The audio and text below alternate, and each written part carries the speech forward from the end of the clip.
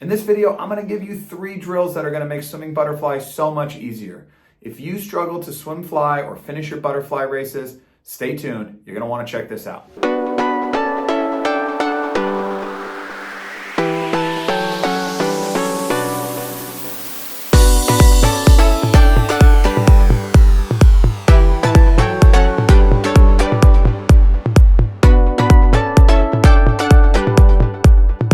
What's up guys, I'm CoachMattZ. I'm the head coach of Davis Aquatic Masters out in California, and I also make YouTube videos for people looking to learn more and elevate their swimming.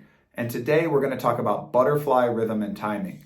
And my goal here is that you guys can learn how to swim a smooth butterfly that doesn't make you feel like you're gonna die.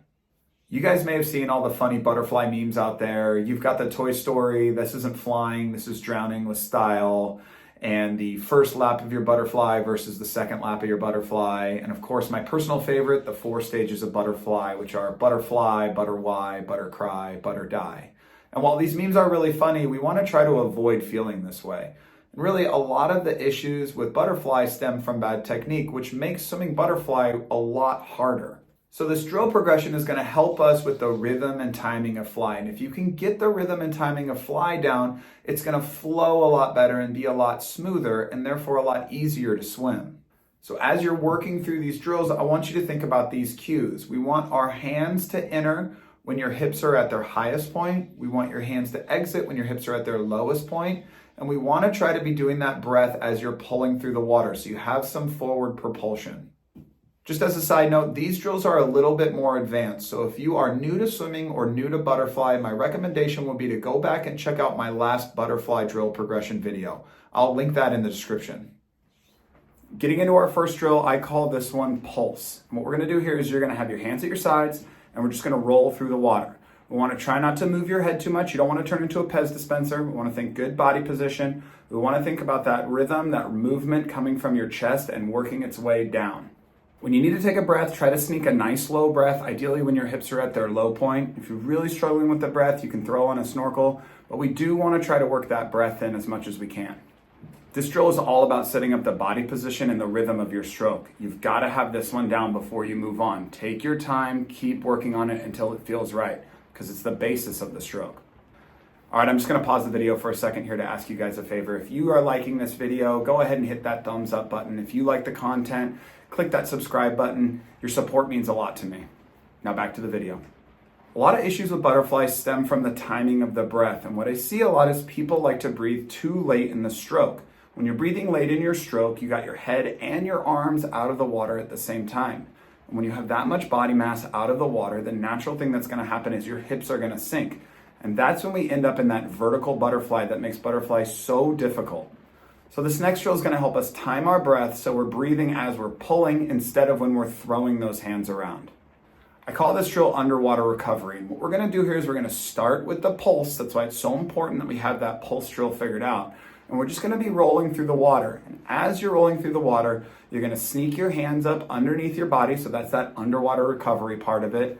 And when your hands reach their highest point and your hips are also at their highest point, you're going to pull your hands back and breathe at the same time. When your hands get to your hips, we go back into a few pulses and repeat. Now it's really important that we sync things up here. You want to wait to start pulling back until your hips are at their highest point and your hands are out in front. We want to make sure that we take that breath as we're pulling. Moving on to our third drill here, this one is called hip delay. And on this drill, we're going to add in the butterfly recovery. So we'll start off like we did before with those pulses, just rolling through the water. When your hips are at their lowest point, you're going to throw your hands around without taking a breath.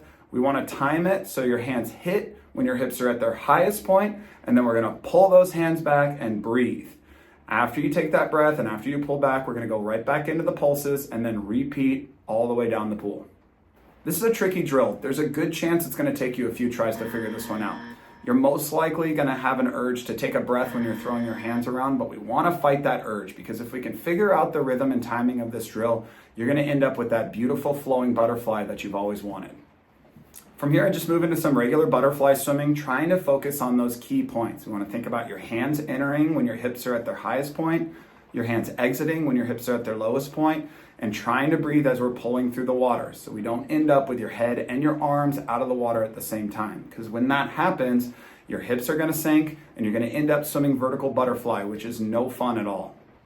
Just a disclaimer, you should never overswim butterfly in a workout. I see no value in swimming sloppy butterfly with bad technique.